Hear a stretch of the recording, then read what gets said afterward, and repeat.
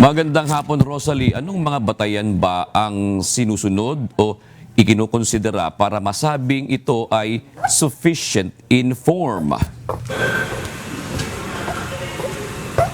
June, nagpulong na nga ang House Justice Committee para inisyal na talakayin yung impeachment complaints na inihain laban kay Pangulong Ferdinand Bongbong Marcos Jr. Alas 10 ng umaga nang mag-umpisa yung pagpupulong at natapos din kung alas 12 ng tanghali. Ibig sabihin 2 oras lang tumagal itong inisyal na pagpupulong para tukuyin kung sufficient in form yung impeachment complaints laban kay PBBM.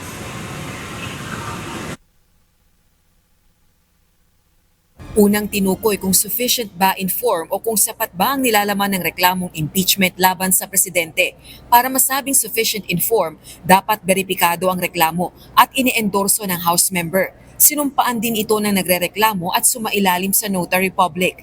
Bago pagbotohan ng House panel kung sufficient in form ang reklamong impeachment, kwenestyon ni Manila 3rd District Representative Joel Chua kung bakit wala sa meeting ang mga lumagdang complainants sa reklamo, gayon din ang mga nagnotaryo sa mga dokumento.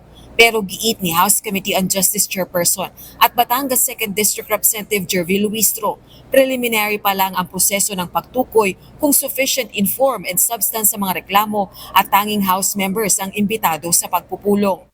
Hindi naman po natin pinapa-identify yung signature. So I think that is very important because maybe later on, baka biglang itanggi yung signature.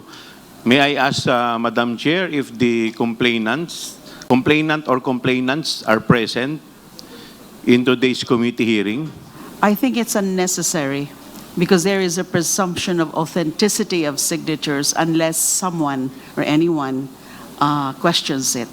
Then it becomes an issue, that would necessitate asking the affiant or the signatory to confirm or not his or her signature. So that is unnecessary. But I think that is very important. Why? Because we are talking here of the sufficiency in form. And one of the very important in the form is the signature itself. Otherwise, baka later on biglang itanggi, paano po yun? And in fact, there are several instances na sinasabi, hindi kanila yung signature. So have we also invited the notary public? Wala rin naman po dito yung notary public para mag-verify na humarap po sa kanya talaga yung tao. So if we are talking here of sufficiency in form, hindi po ba ito mahalagang tanong din? The determination of form and substance are preliminary. The hearing proper will be happening on the later part of our proceeding after we have concluded on the determination of form and substance. No? We recognize the significance of the opinion and observation of the Honorable Chua, but nevertheless, let us confine ourselves to what appear in the impeachment complaint.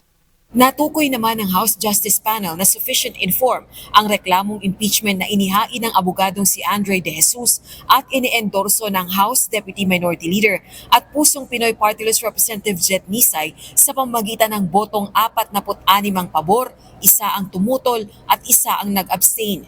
Kaugnay naman ng ikalawang impeachment complaint na ini-endorso ng Makabayan lawmakers, iginiit ni Cagayan de Oro 2nd District Representative Rufus Rodriguez na hindi ito verified na reklamo. If you read the complaint, it is not a verification after the complaint, but a jurat. It says subscribe and sworn to. This is not the verification that is required under the Constitution, under our rules. But if you will read here, verification, signature, there's no notarization. No notarization of the verification itself. Nag-compare pa ng hawak na kopya ng hawak nilang reklamo ang mga House Justice Panel members. Pero nanindigan ng isa sa mga endorser ng reklamo na si Kabataan Party List Representative Rene Co. We respectfully reiterate our manifestation earlier that this verified complaint, which we have endorsed, complies in sufficiency in form.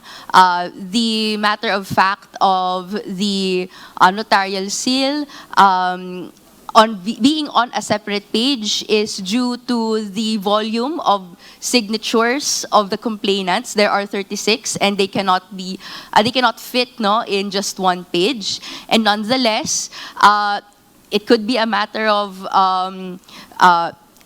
one could argue notice can be taken of the fact of complainants swearing to the notary of the items in the verification that was heavily covered by the media on that day.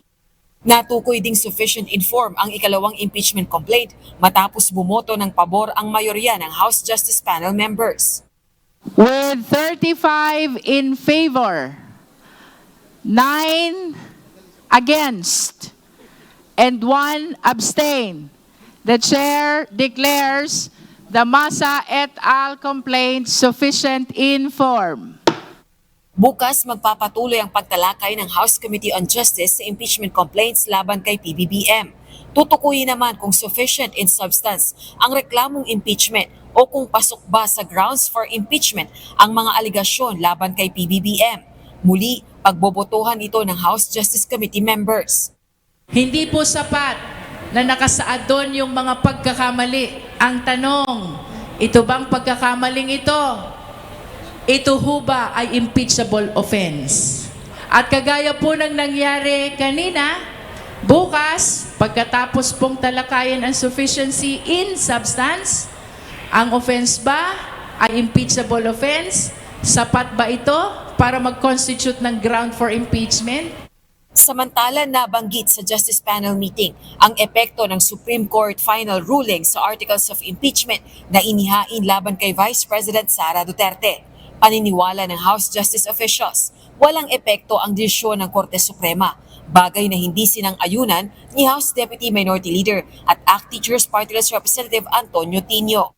Hindi po ba may epekto pa rin sa timetable? Halimbawa, makapaglabas ng committee report ang Committee on Justice within 60 session days. So dahil po ang Supreme Court decision ay nagbigay ng bagong kahulugan sa session day bilang calendar day, may epekto po sa timetable. Hindi po ba? The chair agrees with the Honorable Tino, and with that we will be deferring all these questions to the proper committee through the leadership of the House of Representatives. I wish to express that the Justice Committee is not in the proper position to pronounce whether or not we will be following every details of the resolution of the Honorable Supreme Court. Bagaman dismayado sa desisyon ng Korte Suprema dahil sa hindi umano pagrespeto sa separation of powers, inihayag ni House Senior Deputy Majority Leader at Iloilo 3rd District Representative Lawrence Defensor ang pagbalangkas ng Kamara ng revised na panuntunan sa impeachment.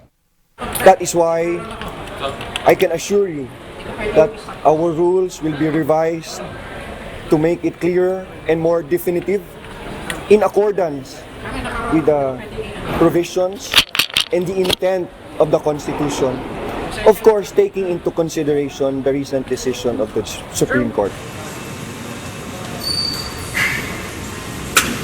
June, balik sa usapin ng impeachment complaint laban kay PBBM, hindi uusad yung reklamo kung hindi matutukoy na sufficient in substance ito. Ibig sabihin dun sa 5 hakbang ng Kamara sa impeachment proceedings ay nasa initial pa lang na hakbang ang House Justice Committee. Balik sa iyo, June. Maraming salamat, Rosalie Cos.